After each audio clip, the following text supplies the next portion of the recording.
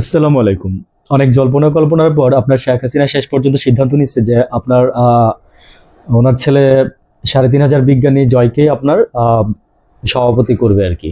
ঠিক আছে? তো জয় সামনে দল দেখবে, আপনার আহ, আওয়ামী লীগকে আবার পুনর্গঠিত করবে।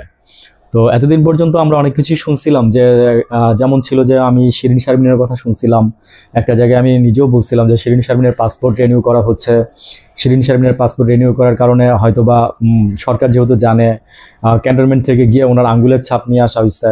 তো অ্যাটসেট্রা অ্যাটসেট্রা অনেক কিছু। তারপরে আবার মাঝখানে আপনার সোহেল তাজকে নিয়ে কথা হয়েছিল। তো শেষ পর্যন্ত আসলে হাসিনা কারোর উপরই ভরসা রাখতে পারে নাই। উনি হচ্ছে ওনার নিজের ছেলের উপরই ভরসা রাখছে। সেটা হচ্ছে ৩,৫০০ বিজ্ঞানী আপনার সজীব ওয়াজেদ জয়ী বর্তমানে আপনার আওয়ামী লীগের সভাপতি হবে এবং আওয়ামী লীগকে পরিচালনা করবে। কিন্তু আমার কথা হচ্ছে, দেখেন জাতিসংঘ থেকে যেই রিপোর্টটা প্রকাশ করা হয়েছে, আওয়ামী লীগ কিন্তু একেবারেই আপনার ব্যান্ড হওয়ার মতো যোগ্যতা রাখে। তারপরে আওয়ামী লীগকে ব্যান করে নাই বা আওয়ামী লীগকে আপনার এখনো রেখে দিচ্ছে সরকার। তো বিভিন্ন কারণে এটা সরকার ভালো জানে যে কেন কি, আসলে যারা সরকারে বসছে তারা বলতে পারবে কেন রেখে দেওয়া হয়েছে এত কিছুর পরে। কিন্তু আরেকটা বিষয় হচ্ছে, আওয়ামী লীগ যখন ইন দ্য ফিউচারে ক্ষমতায় আসবে, ক্ষমতায় না ধরেন না আপনার নির্বাচন করার জন্য আসবে, তখন কিন্তু বিশ্বে কিন্তু আওয়ামী লীগের এই নথিগুলো কিন্তু থেকে যাবে। আওয়ামী লীগের যে এই যে কাজগুলো করছে আওয়ামী লীগ, এগুলো থেকে যাবে। থেকে যাবে কিভাবে? যখন নাকি মনে করেন আপনার বিদেশে আওয়ামী লীগকে নিয়ে কথা হবে, কোনো কিছু করার জন্য কথা হবে, এগুলো কিন্তু দালিলিক প্রমাণ।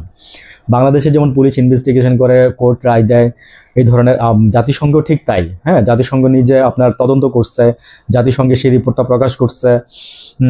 তারপর জাতিসংঘ আবার সেই রিপোর্টটা আপনার ধরেন ভবিষ্যতের বাণী হিসাবে থাকবে, সারা জীবন আওয়ামী লীগের নথিতে থাকবে।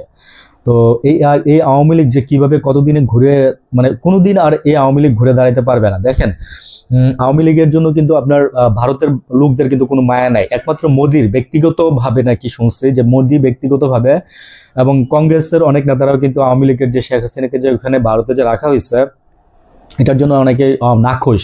কিন্তু মোদি ব্যক্তিগতভাবে স্রেফ হাসিনাকে ওইভাবে ওইখানে ইন্ডিয়াতে রেখে দিচ্ছে। এটা কিন্তু ভবিষ্যতে কিন্তু একটা বছর একটা সময় পরে কিন্তু এটাও কিন্তু ভারতের জন্য কিন্তু মানে আপনার গলার কাটা হয়ে দাঁড়াবে। হ্যাঁ, যে কেন রাখছিল, আজকে হয়তো বা সময়টা স্বল্প তাই বোঝা যাচ্ছে না ব্যাপারগুলো। তো ধীরে ধীরে যখন সময়গুলো চলে যাবে, একদিন ইন্ডিয়ান ভারতের যারা আছে তারাও বুঝতে পারবে যে এই হাসিনাকে রাখার কারণে যে ওদের দেশের কি ক্ষতি হয়েছে। ঠিক আছে, আজকে হয়তো বা কথাগুলো হেলাফেলা মনে হইতে পারে, কিন্তু আজকে থেকে দেখবেন যে 10 বছর, 15 বছর, 20 বছর পরে, হ্যাঁ, দেখবেন যে এই জিনিসগুলো কতটা হার্মফুল হয়ে দাঁড়ায় আওয়ামী লীগের জন্য এবং ভারতের জন্য। আর ৩,৫০০ বিজ্ঞানী আসতেছে, দেখেন কি হয় সামনে, আওয়ামী লীগ কতটা ঘুরে দাঁড়াতে পারে। ভালো থাকবেন।